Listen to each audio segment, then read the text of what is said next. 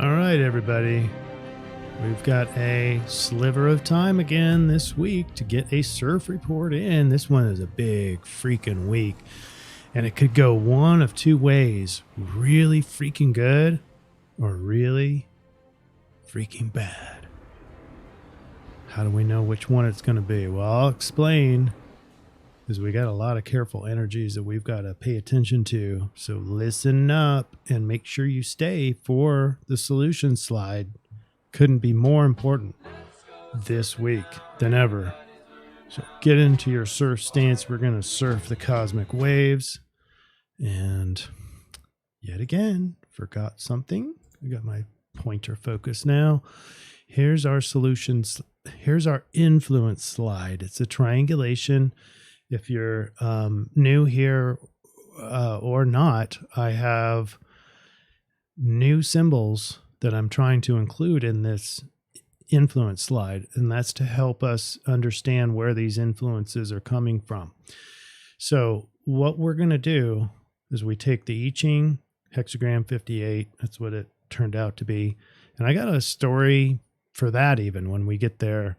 Is that one shocked me, because I had not really considered that alignment, Venus and Jupiter, to be all that big, but it's a lot bigger than what even mainstream more focused on the way it looks. Beautiful bright stars up in the sky, and you can see these just before or just after sunset this week. But the impact is going to be much bigger, as you're going to see. And so this makes a lot of sense now. The I-Ching, I was shocked by it, but it is right tightly woven around a couple things. We got the Venus and Jupiter together holding hands. They're going to go exact at the end of this surf week, March 1st. Actually, technically right at midnight into March 2nd, but close enough, March 1st. And so that's might be the only time where maybe the first time. No, I think we've had a couple eclipses that we've done this with, where the biggest influence for this week is technically not inside the week. It's like at midnight 30, just like 30 minutes outside of our surf week. But that's the way it is here. But as you're going to see, it will make sense. And that's happening in Aries. And we also have the moon is exalted in Taurus for a little portion of that, which kind of produces some joy as well. But I'm thinking this Venus-Jupiter is in every single way exactly what the I-Ching is talking about. Then we have the dream bot. That's our collective unconscious. I'm going to show you what the people are dreaming throughout the world. And the undeniable biggest theme in the dream bot is vibrant and like just awesomeness, great, excellent, those kinds of words. So that's a direct match with joy. But there's also this feeling confined and an element of suffering. And so all over here on the left side of the astrology, we have Mercury and Saturn coming together in a conjunction in Aquarius. And that's limited mind, confined mind, limited in, you remember Mercury is exalted in Aquarius. So, sharp thinking, thinking big, acuity a lot higher, but now challenged with Saturn and limited. So we'll talk all about that. That's the overview right now. And the solution, because we're going to do the same thing in terms of triangulation for the solution, or how best to behave to minimize suffering and enhance joy and success. So that's going to be the second half of this video, and that will shock you because it shocked me. It's not what you think. All right. You ready? Let's get started.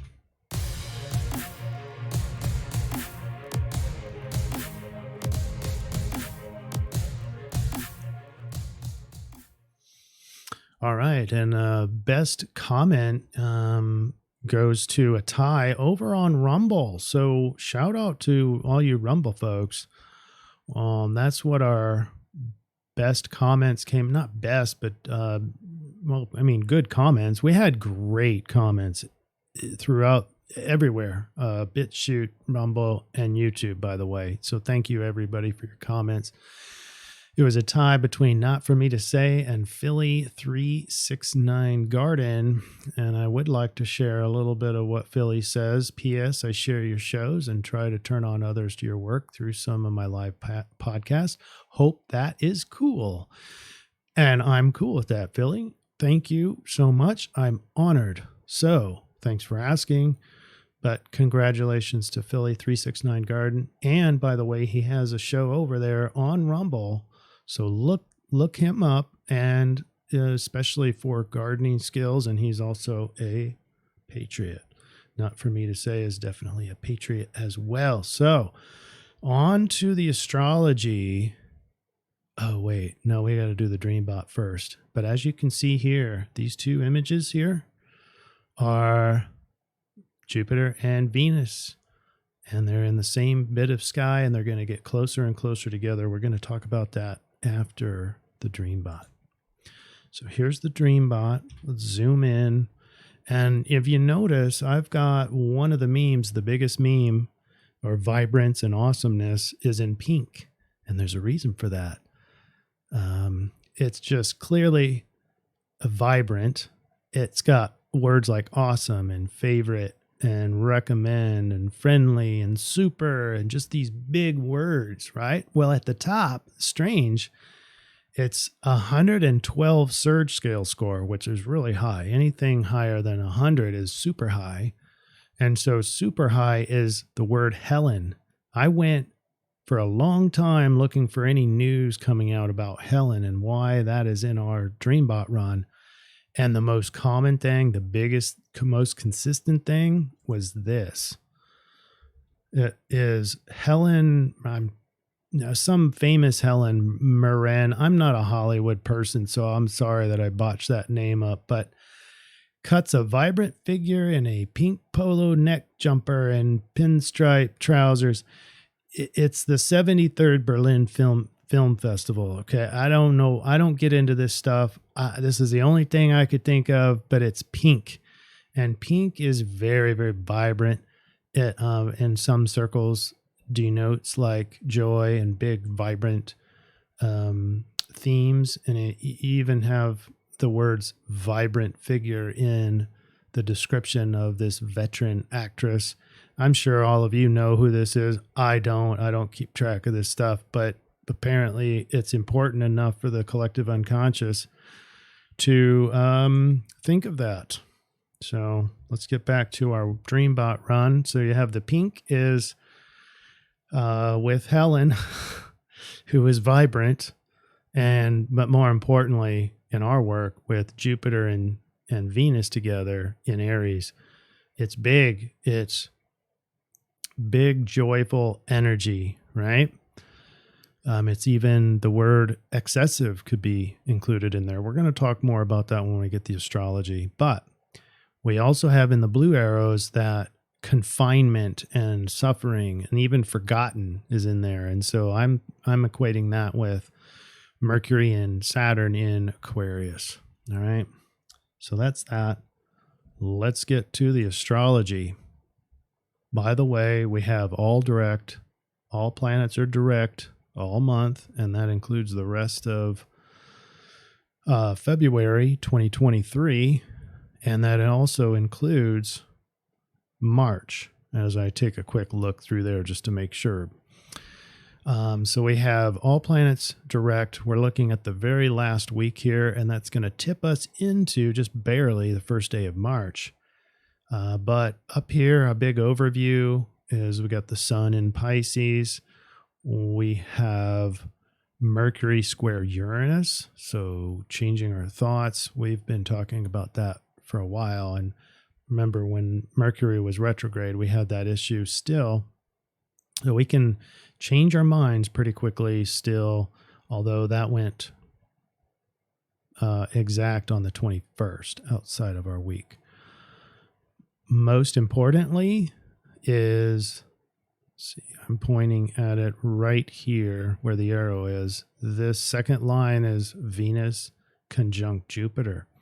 And so it starts with an 8-degree orb with a conjunction, so 8 degrees, and then it just gets tighter and tighter and more exact as we go along. It goes exact technically on the second, but it's like 12:30 a.m. on the second. So it's basically still the first, especially if you're on the west coast of the U.S., still going to be on the first. But there's more. All week, you're going to also have an increase in the inclinations. The inclinations are considered parallel, and that means it's within 17 minutes, very, very tight in terms of height or distance away from the celestial equator. And so that puts them in the exact same spot. So azimuth is getting, azimuth is getting closer together, and they're already at the same height. All right. And so that is meaningful in astrology because it intensifies this relationship between Venus and Jupiter. It's a lot more intense than normal. And we've already got an intensity of, Jupiter being very optimistic, synchronistic, luck, fortune is there. We also have both planets are about finance. You've got more of the personal finance with Venus, and wealth and fortune are with Jupiter. So those coming together in Aries is a very powerful alignment. Then after all that, you have the actual, you can go outside and be able to see this. We'll talk about that once we get closer to the climax at the end of the surf week. But let me give you a quick overview of March because, so you can start to plan. We are going to do a lunation video, hopefully within a couple of days, probably this weekend, and get that out to you. And it'll be an overview of lunations, that's the moon phases, in relation to March. So you'll get a lunar predictability, and there's a whole host of possible influences that the moon has on our moods and stuff. And so those are important for your planning, but also what you're going to be able to get done and not get done and succeed, and how you're going to succeed. So talking about the moon, we have the full moon in Virgo on, I didn't put the date, but I think it's the 7th. Why didn't I put the date there? And then the 21st. So we have the 20th is going to be the spring equinox. That's a huge marker for all sorts of things. For spring will start there, and then also our timeline for Easter starts on this date. Yes, that's how Easter is calculated. Once the sun goes into Aries, it's the Easter then. Not that Easter is in March, but it will be in, I believe, April this year. But it's the first full moon it's the first Sunday after the first full moon after the sun goes into Aries. So there you go. And we'll talk about that more into detail when we talk about April. Then we have in March, about halfway into March, we have Mercury going into Aries. We have Venus going into Taurus, returning home to Taurus, talking about value and worth. And then we have Mars. So we have going into Cancer. And we have Saturn. Well, I already did a video on that. So if you want to get a heads up on what that's going to be, that's going to be quite some time in Pisces. And then finally, like just about all the planets are going to be switching signs, including Pluto. And it doesn't look like it on this diagram, but Pluto is going to dance on the cusp for a couple of a year. And I'm going to have a video out on that so that you can start planning around Pluto's deal. All right. Dancing between Pluto and retrograding back into Capricorn. Pluto, Capricorn for quite a while. And then finally going into Aries 2024. And we will talk about what all that means. So there's your overview for March. It's big. And if you thought this was big, which you should think it's big, April is arguably even bigger because we have two eclipses to talk about. All right, day to day, Thursday, I want to highlight here, now you can start seeing Venus and Jupiter. They're not immediately together this week, but they're the two brightest stars when the sun goes down. So not right now. This is basically noon on February 23rd. You're not going to see Venus and Jupiter at this time, but once the sun goes down, so there's sun and whatever sunset is, plus, add a few minutes on it. So we have roughly 30 degrees of angle between the sun and these beautiful stars, Jupiter and Venus. And so you should be able to see those two planets all this week, barring any clouds and geoengineering. But that's really cool. And look at this. We have, disregard that. All right. So what does it mean with Venus and Jupiter coming together? Talk a little bit about the finance part. For finances, it seems lucky. It seems like everything's going to work out.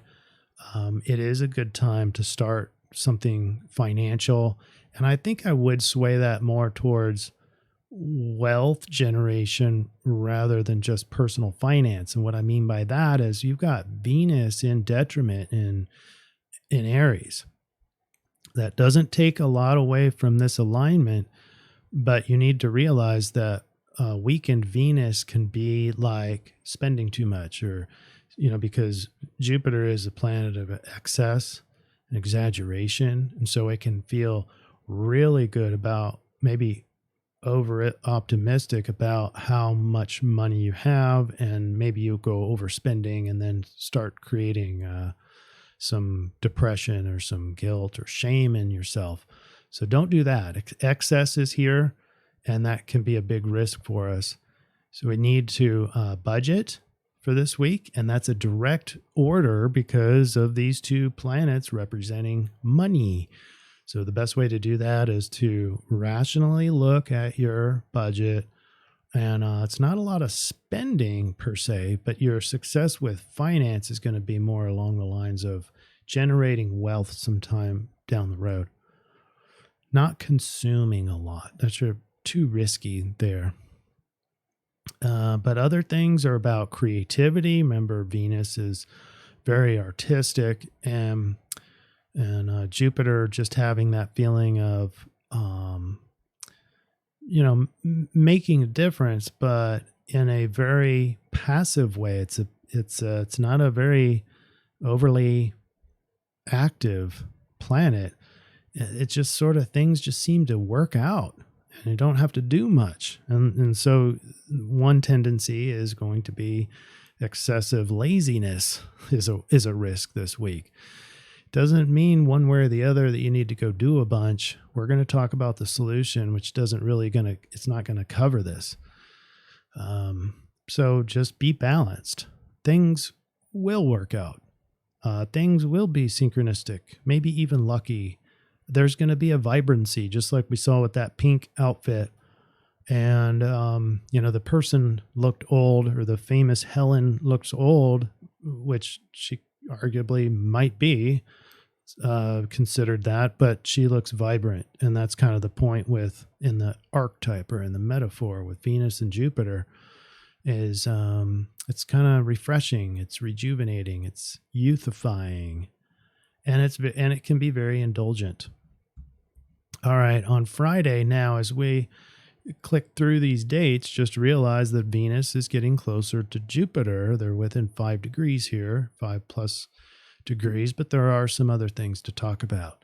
Throughout the week, you've got Jupiter and Chiron together. Chiron is not a big old influence here, but it has a flair of healing, has a flair that we should help others to heal themselves. We should offer that space or that knowledge or whatever for their healing, or at least give them an opportunity to heal. The Law of One talks about how we can't heal others. It's not up to us to heal others, even in allopathic medicine, even in modern medicine. You get a pill or you get a surgery, you're not healing them. Even a surgery, you're not healing the patient. You are creating an environment to where their body can heal themselves in all cases. And they specifically talk about in every single case. So we heal ourselves, but we can help by creating a safe space, by giving knowledge, giving advice, only if it's warranted. And so, yeah, that Chiron is there and some important, but not a dominant force.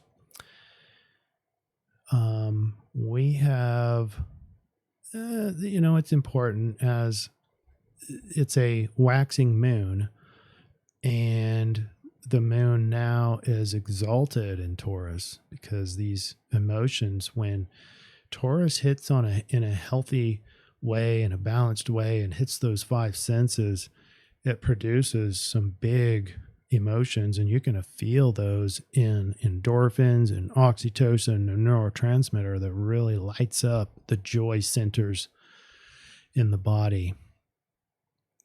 Right here on Friday, the emotions are around the future.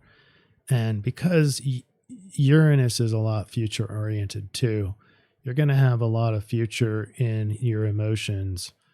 And is it going to be worry? Well, I wouldn't say there's a lot of anxiety there, but anytime you are in the future, there's a high chance of some anxiety, just even a little bit on the dial. But I'm not calling for a lot of anxiety from this. I'm calling more anxiety from this square with Mars square Neptune.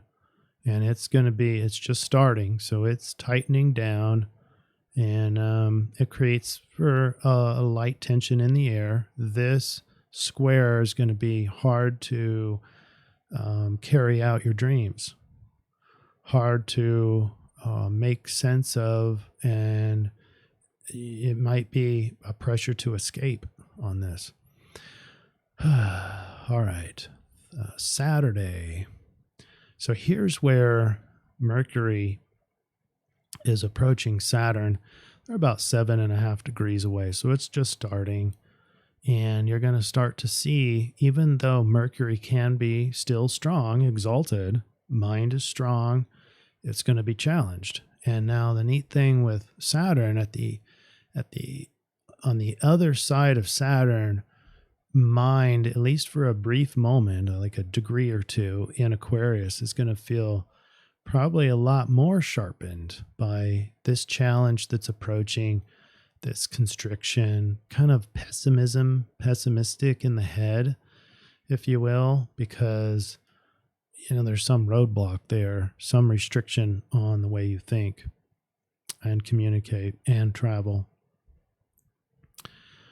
All right, and that's all squared over to Moon and Uranus together, so emotional change. There's some emotional changes that's going to exacerbate this Saturn challenge to the mind. Okay, and then our vibrant optimism is getting tighter. On Sunday, we have a first quarter moon. We're going to talk about this in the lunation and what that means in more detail, but we have a Gemini moon, and first quarter means it's giddy up time, but we have to include everything. It is going to be arguably a little harder to at least create what you're really dreaming.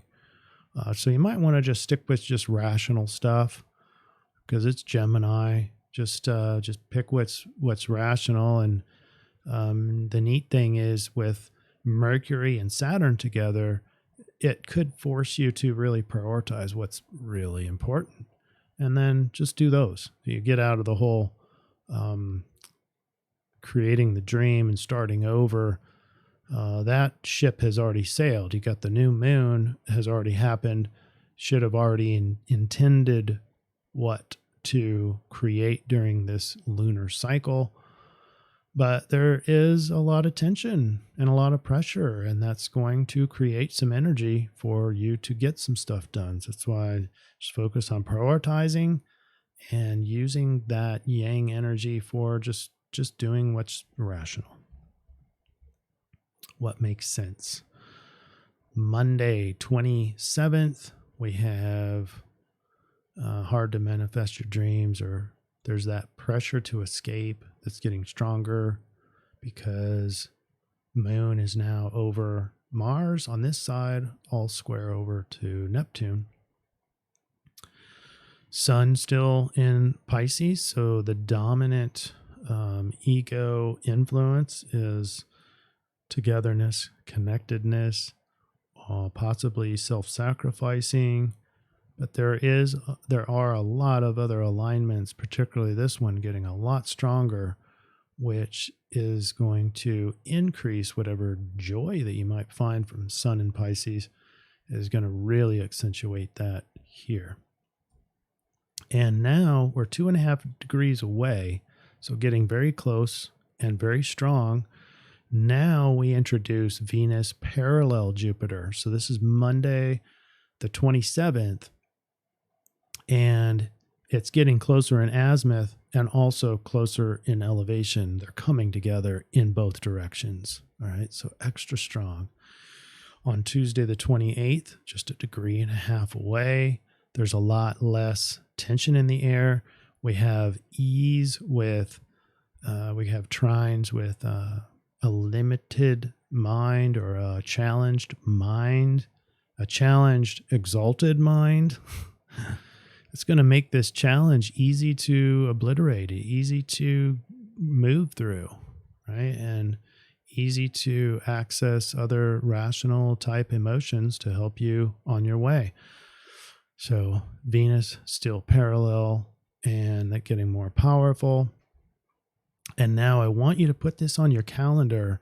You don't want to miss this. This is Wednesday the 1st. And it's going to be around sunset. Now, I don't have this chart. I don't have the sunset chart. But if you can imagine the sun down here over the west horizon, in astrology, the right side is the west. It's a little backwards than most of you would assume. Venus is still parallel, and we're talking inside of 1 degree. This is at noon. And then I'm going to, bonus chart.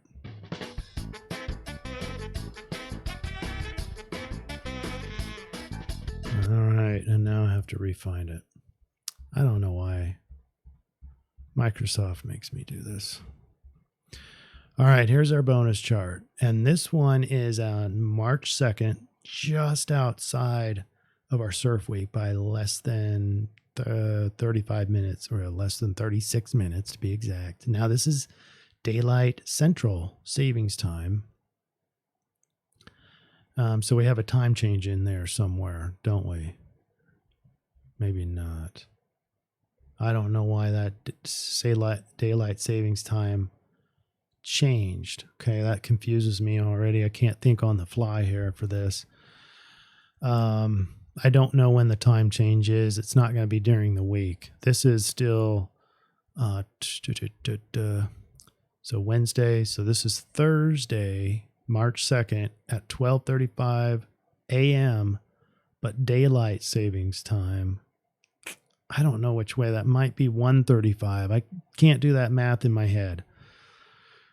But anyway, so this is just after, Venus and Jupiter go exact, both in azimuth and vertical and inclination. And so extra strong, this is their perfected conjunction, but it's below the horizon for most of us in America. But so a few hours before this. Now, so most of us, I don't know, somewhere around 5 or 6 or 7, maybe 6 or 7, 6:30, depending on where you are, the sun is going to go down below the horizon. And these, the almost perfected, they're going to be very close in azimuth. They're going to be identical in inclination. They will be above the horizon, shining very bright, and the energy between them is going to be amazing. So, having known this for a while, then it obviously starts to see mainstream giving me push notifications for eyes to the sky, Venus and Jupiter dance in the west. And I'm like, yeah, I know. But look what they talk about, joyous revel at dusk.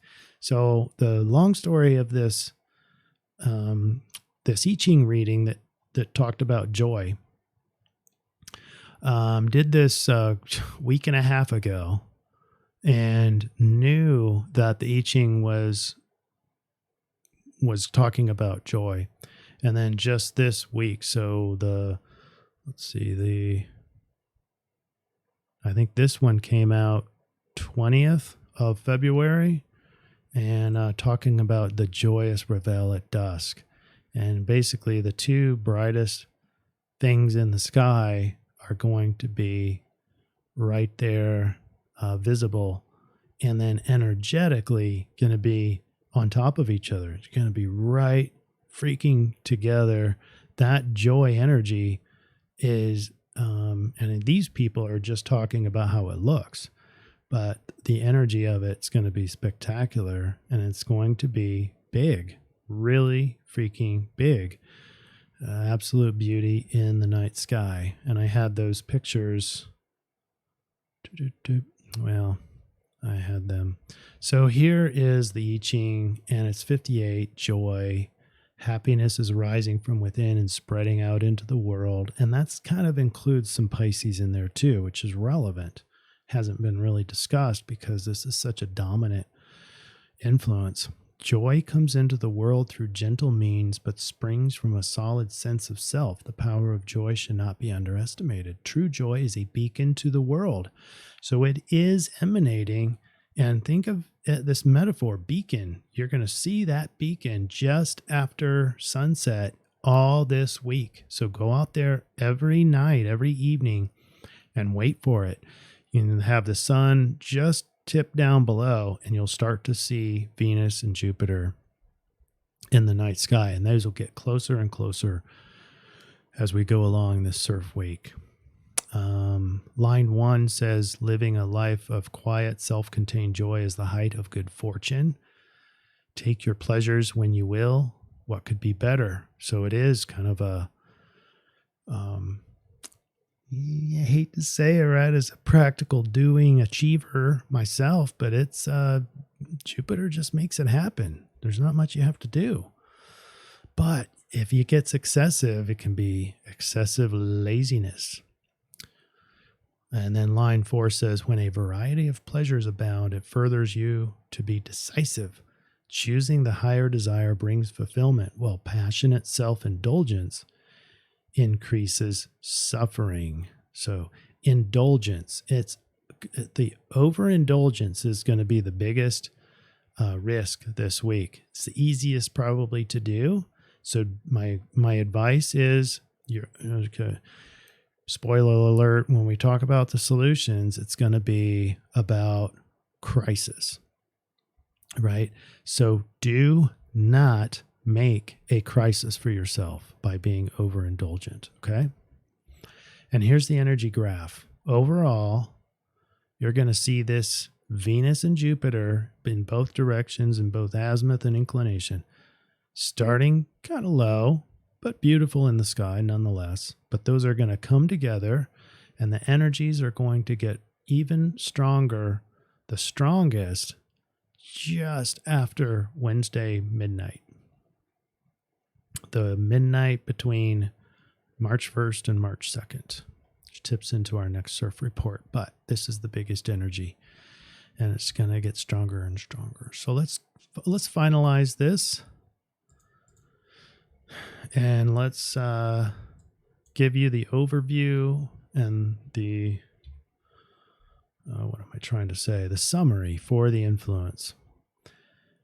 We have Jupiter and Venus together, and although there continues to be pressure and tension in the air, a pleasant sense of optimism, well-being, and joy with a sense that everything will work out emanates.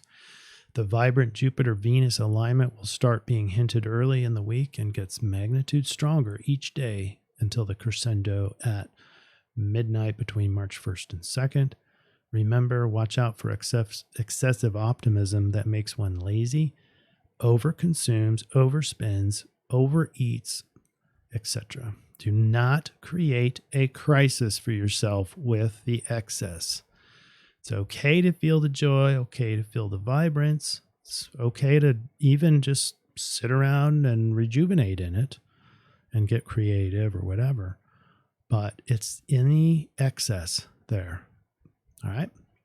All right. That'll do it for the influence. Now let's talk about the solution. So when we put the change lines in, we get hexagram 29 of the I-Ching, and that's dangerous depths. You can start seeing it, right? Writing's on the wall. Exposure to danger brings good fortune to those who move beyond it. Okay, that's a hard one, but it'll elucidate here once we get into it. The positive side of danger is that it offers an excellent chance to cleanse the senses and strengthen the spirit. Kind of sounds like the Saturn and Mercury together. Surviving a crisis can be tremendously reinvigorating, sharpening the eye and the mind for future challenges. Those who respond to dangerous conditions most effectively are those who can establish an inner bubble of calm in the midst of chaos. An emotionally stable center keeps one rooted in the moment, alert and focused. Courage at times, like these, springs from the focused attention and a brave willingness to penetrate the moment of peril to its very core, to reshape and transform it. We put the main influence, and this is technically outside of our surf week, but it's so close, within minutes of our surf week. So we're going to include it at its maximum, at its peak. That is at 12:35 a.m. on March 2nd, just after midnight. These are going to go exact, and that puts us in hexagram 21 and the Pisces sidereal solution. All right, so the hexagram 21 is biting through. This is going to sound pretty much like the I-Ching that we just read. The justified and necessary use of power in overcoming deliberate and persistent interference. Hate to even read this, but it is what it is. Line 3 is where Venus and Jupiter align, and it's called powerlessness, where the just are condemned to a futile confrontation with superior forces. Unless one follows one's own material path, the breaking of the ego by superiors. And then the downside is total withdrawal, a lack of will for the material path in order to protect the ego. All right, don't worry. We will get into more detail about this triangulation right now. All right. So here we go. Remember, the I-Ching said, don't avoid crisis, respond, dangerous depths, demonstrate courage. The rave said powerlessness. The just are condemned to a futile confrontation with superior forces. It sounds almost sounds like the collective, I don't know, some people call it a battle, spiritual battle, whatever, maybe coming to a head next week, even with all this joy. I have some words on that hypothesis. No guarantees, by the way, but we also have Sidereal Pisces, spiritual, compassionate, idealistic, connected. We've been talking about Pisces now for a couple of weeks. It's quite likely that a crisis could develop from the seemingly positive and dominant conjunction of Venus and Jupiter. And we talked about how that could be. It's our decision to go exaggerated or too much or excessive indulging, consuming, wanting. Too much of that will get you into a crisis. So don't do that. Or the self-appointed controllers might see humanity in a soft, overly optimistic energy state. Soft and vulnerable and just kind of sitting around and enjoying things. So if a crisis develops, do the hardest thing with this energy, which is simply to respond to the crisis. No, everything may not just work itself out. That's the Jupiter-Venus way. So that's the biggest problem. In addition to excessive nature of Jupiter, it's avoiding a crisis, thinking that, it's just going to work itself out. No biggie. Don't automatically think that this week, even though that's the influence. The rave agrees with not everything is going to just work itself out. The rave agrees and seems to point out a showdown appearing between the just and the superior forces. Perhaps this is the crisis. Regardless, for any crisis, invoke your idealistic, transcendent, spiritual, and connected inner Piscean power to respond to any crisis. Now, that's a challenge for Pisces because one of their tendencies is to escape, and it could be spiritual bypassing as an escape. Nuh-uh. That's the only thing we're going to do this week is not avoid. We're not going to escape. We're going to move into that crisis, perceived or otherwise, and we're going to avoid escapism and getting overwhelmed with emotion. That's a Piscean thing too. There's no indication that the self-sacrificing martyr is indicated or expected of you.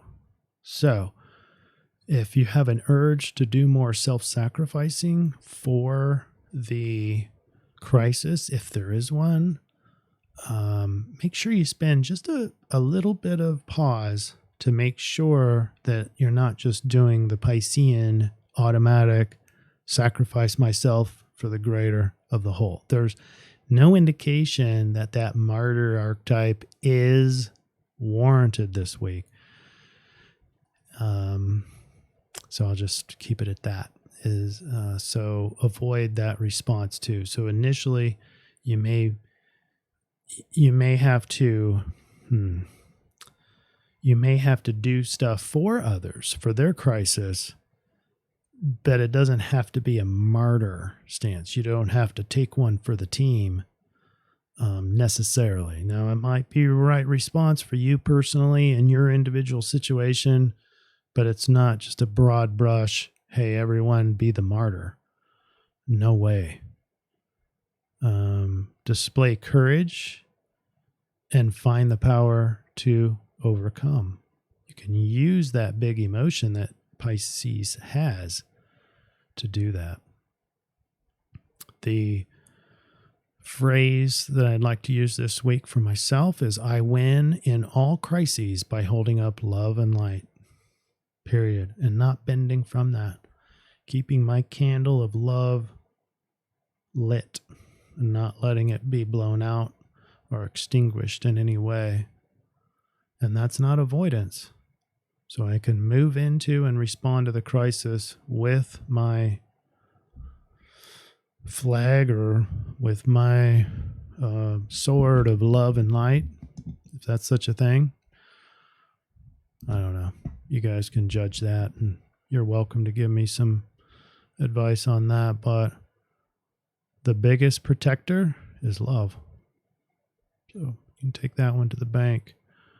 And that one will overlap with joy. So you can maintain, you can kind of conceive of a crisis happening possibly, and yet you're still maintaining joy. You can tap into joy because it's there. The energy's still there, regardless if a crisis or no crisis exists. Even if you're having a bad day or slept bad, that energy's still there. So you can access it and make a choice to access it if you so choose. All right, everybody, I got to get going, and I appreciate you being here. Thank you for subscribing, liking, sharing, and we will see you next week. Take care. Cheers. Whoops.